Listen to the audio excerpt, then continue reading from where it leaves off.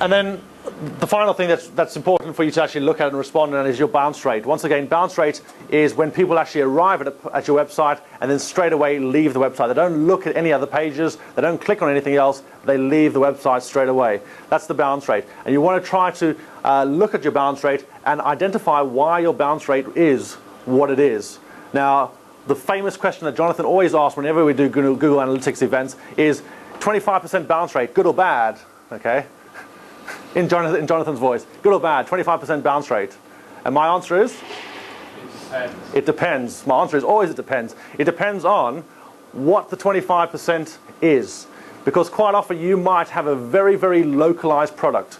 So for example, training. If you're doing training and we have a website that gets spidered from all over the world, spiders all over the world and put in search engine results all over the world, people that are viewing our website from America, people that are viewing our websites from India and China and places like that, they're arriving on our website looking for information about Flash, training courses and that sort of thing, and they're leaving straight away. I am concerned about bounces that come from this local region.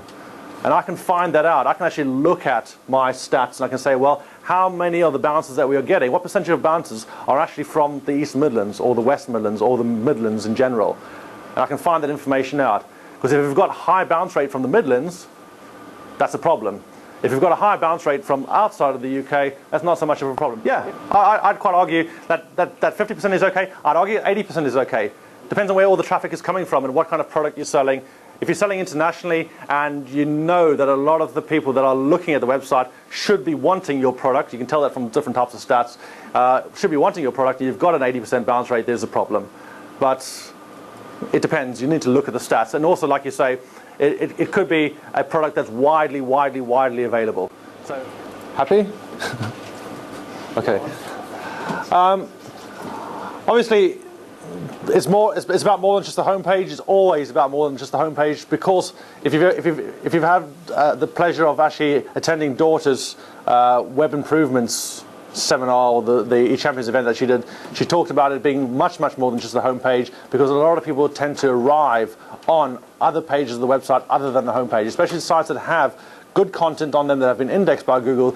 People tend to arrive through searches that tend to arrive on pages that are other than the homepage. So having a look at what the bounce rates are, what the visitors are for pages other than the homepage is obviously always going to be important to you. Now, what pages people arrive on are obviously going to be dependent on your keywords again. How many of you know what your keyword phrases are for your content? Specific pages on your website will have content that's optimized for those keywords, and people will be coming into those pages based on the searches that are doing in Google. If you don't know what your keywords are, or if you don't know whether you should be looking at specific keywords or different types of keywords for your content, you should have a look at the Google Keywords tool. And there's also the Google Insights tool. Yeah, also make sure you know what the trends are for the keywords as well. The trending options in Google Analytics. You'll now have got Google Insights as well. So I'm just going to pop across into Google Insights. I have included the URL in your at the end of the notes, but if you're going to Google Insights, you can actually see what the trends are for specific search terms. So, for example, if we were trending for a website that was maybe based on the X Factor, this is always a fun one to do. Looking at trends in the UK, you might be doing it worldwide, but looking at trends in the UK, all of the UK, if I look at searches for X Factor, I can tell from searches by just looking at that most of the searches that happen for X Factor happen in the latter part of the year. If you find that a lot of your traffic, if you are optimizing for X Factor, a lot of your traffic drops suddenly in January, February, March, April, it might not be anything to do with your site. It might just be to do with the trends that generically happen at that time of the year. But it's important to know what the trends are for specific types of keywords, especially if you are selling products that are seasonal, for example, things to do with holidays and that sort of thing. There will be certain times when the keywords might not be the keywords that you want to be optimizing for specific pages. You will find that traffic drops on specific pages, so you might want to rethink which keywords you focus most of your attention on. Yeah, like he says, if you're using the co.uk version, I'm nearly 100% sure that it's coming from the UK searches. Yeah. Also, a lot of the keywords, if it is geographical, will help as well. It will be definitely from the, like for example, searching for things like mobile phones. Nottingham will obviously be yielding results from the UK. And one of the key things to point out is, I already have mentioned about bounce rate, is that if you are paying for those clicks, make sure that they aren't bouncing. Key thing you don't want to be doing is paying for clicks that are bouncing. If you've got a very, very high bounce rate on clicks that you're paying for, go in and turn it off and solve the problems, then go back in and reinvestigate and re-establish those campaigns again. A key thing to look at is, where's your traffic coming from? So the source of your traffic. Are you getting enough organic traffic? Probably about 95% of our traffic is through search. So it's organic search. We rely very, very heavily on being a very, very old domain and being highly positioned in search terms like web design Nottingham, Dreamweaver courses Nottingham, and things like that. We've been around for a long time, and we do have a lot of good inbounds that have put us quite high in Google. If we start to slip down in that area specifically, I would be very concerned. So knowing where the traffic is coming from could also help you exclude some of that traffic from some of the results or some of the goals that you might want to set up.